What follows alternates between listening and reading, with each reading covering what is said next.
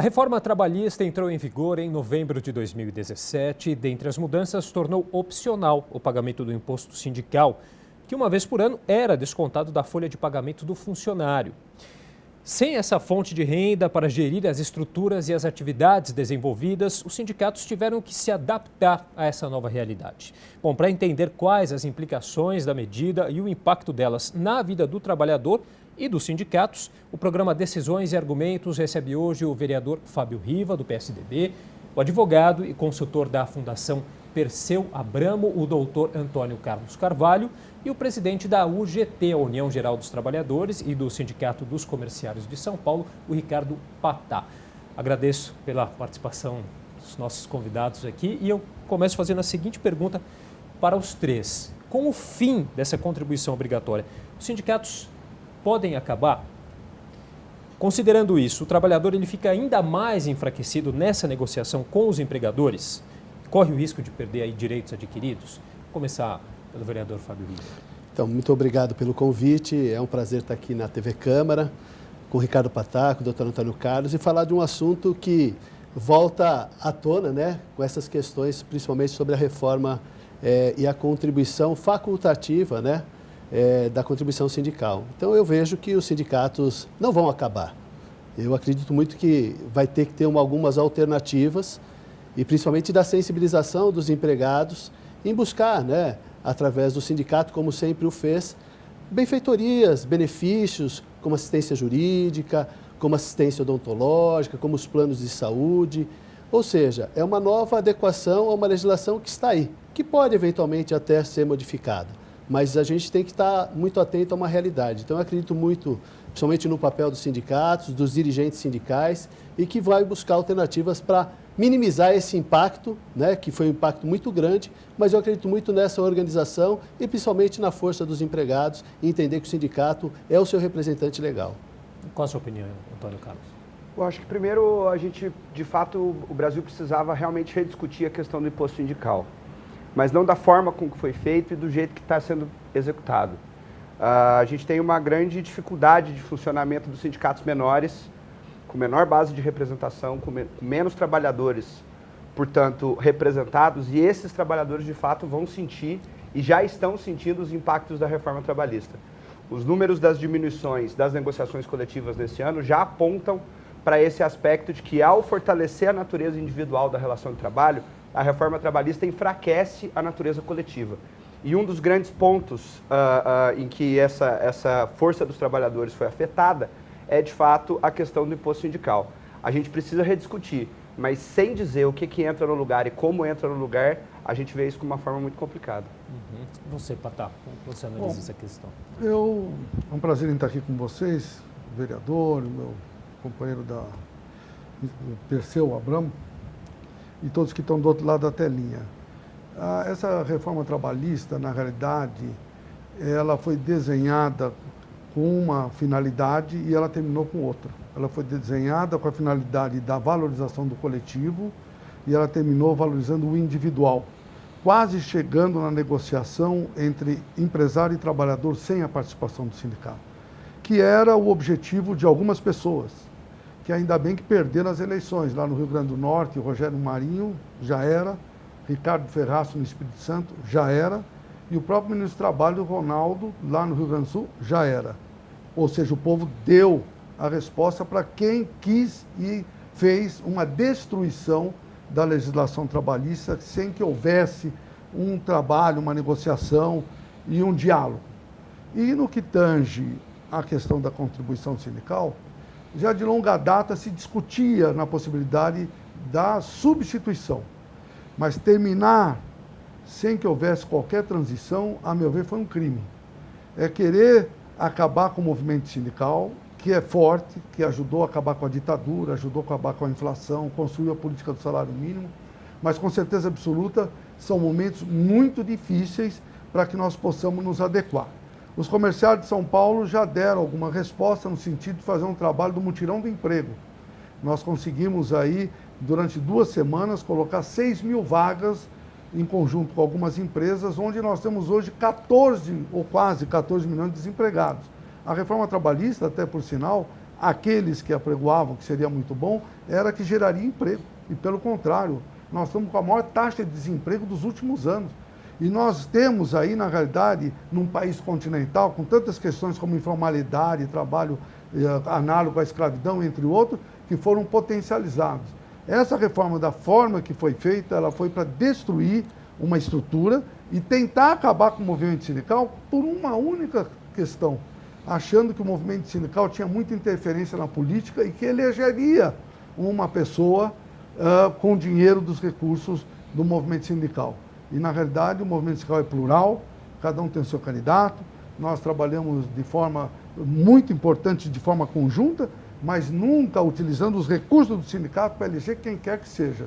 Então, eu acho que foi uma reforma assodada, fora do tempo, tinha outras reformas importantes, a reforma tributária, a reforma administrativa, a própria reforma política, que devia ser priorizada e não querer acabar com a estrutura sindical por questões mesquinhas. Agora, qual é o impacto que tem, agora com quase um ano já da reforma trabalhista em vigor, qual é o impacto financeiro que tem em relação aos sindicatos? Eu vou dar um exemplo dos sindicatos comerciais de São Paulo, que é um dos maiores do Brasil.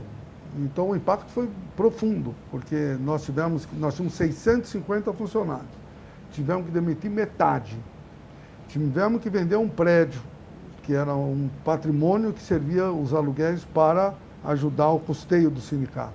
Fechamos subsedes, diminuímos uma série de serviços, porque de uma hora para outra, os sindicatos comerciais tinham um orçamento em 2017 de 90 milhões de reais.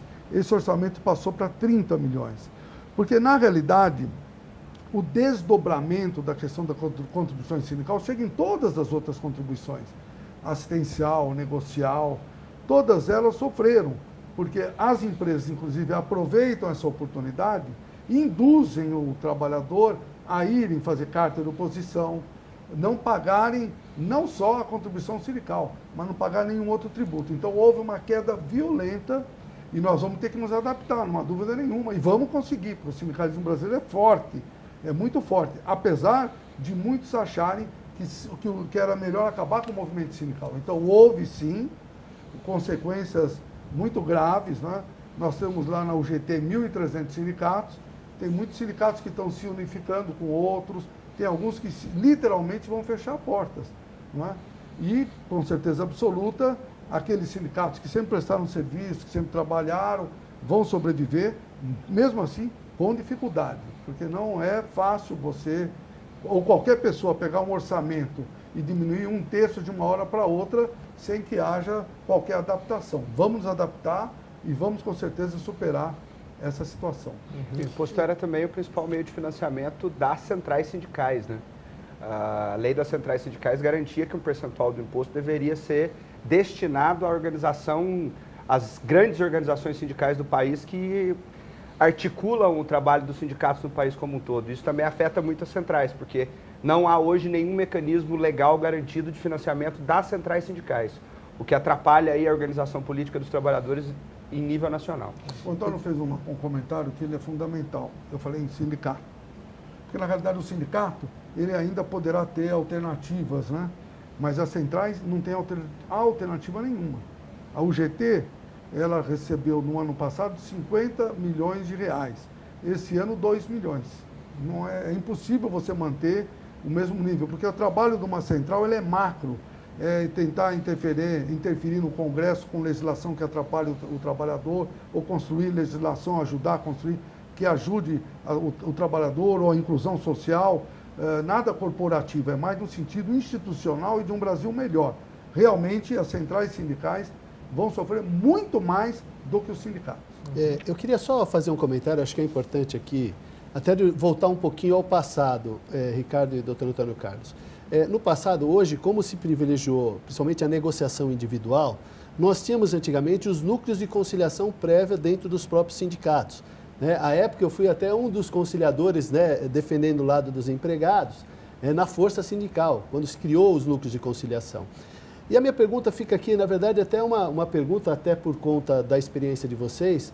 Por que os sindicatos hoje, a gente não retorna com esta força que tinha os núcleos de conciliação prévias? Porque hoje você tem a modalidade do acordo por mútuo, ou o acordo extrajudicial, aquele que se leva à Justiça do Trabalho, com tanto o advogado do empregado como do empregador, e aí firma o acordo extrajudicial. Lá na ocasião, nós tínhamos um núcleo de conciliação que tinha essa força, inclusive a ata deliberava sobre liberação de fundo de garantia, seguro-desemprego, o que eu entendia na ocasião que era o fortalecimento das instituições sindicais, porque dava garantia tanto ao empregado como ao empregador, porque tinha os dois representantes, e um mediador que garantia esse direito. Ou seja, será que isso não seria uma forma da gente voltar até isso? É até uma pergunta minha, porque eu acho que é uma forma de garantir ao sindicato a anuência dele naquelas decisões onde tanto o empregado como o empregador tentam fazer a sua negociação, mesmo que de forma individual, mas garantida pelo sindicato que o assiste na ocasião dessa rescisão, desse acordo.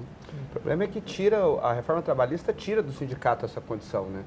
No momento que a reforma trabalhista tira do sindicato a condição de fazer esse tipo de negociação, a empresa não vai querer usar o sindicato para fazer esse tipo de negociação. Ela vai usar o trabalhador na sua necessidade individual, né, depois de uma demissão que muitas vezes é traumática para o trabalhador. É difícil conhecer trabalhador que quer ser demitido, trabalhador que quer um emprego formal, quer uma relação de trabalho um pouco mais estável. No momento em que a reforma trabalhista tira essa possibilidade, aí nós temos mais um mecanismo de enfraquecimento do sindicato.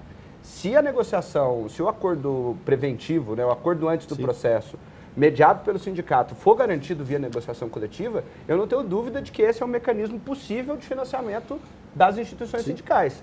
Mas a grande questão é que, ao fazer, a reforma trabalhista não ataca só o imposto, né? Ela ataca diversos mecanismos de defesa coletiva, né? De proteção, uma proteção que equilibre um pouco mais a relação individual do trabalho. Tem uma questão interessante que foi dito pelo vereador Fábio e as ponderações do Antônio, mas tem uma questão que remete na própria nova legislação que acabou com a homologação. Que, a meu ver, isso também foi muito grave, principalmente trabalhadores que saem de uma empresa sem saber se as suas verbas estão corretas, que antigamente tinha essa percepção. Essas conciliações prévias, inclusive nós participamos, elas, na realidade, foram terminadas pela Justiça do Trabalho. Por quê? Porque aí começou a haver entendimento dos juízes, mesmo tendo a lei, de que não tinha o valor legal, o que era acertado. Muitas das questões acertadas na conciliação eram, muitas vezes, colocadas em litígio na Justiça, o que foi muito ruim. Isso porque os juízes se sentiram, na realidade, prejudicados com uma concorrência da estrutura sindical em fazer as conciliações, que, a meu ver, como você mesmo disse, o Antônio também concorda, tendo com certeza absoluta essa possibilidade, é bom para todo mundo, porque não tem morosidade e ela tem lá, na realidade, o movimento sindical com muito mais acuidade para verificar se as questões que o trabalhador tem a receber estão corretas ou não.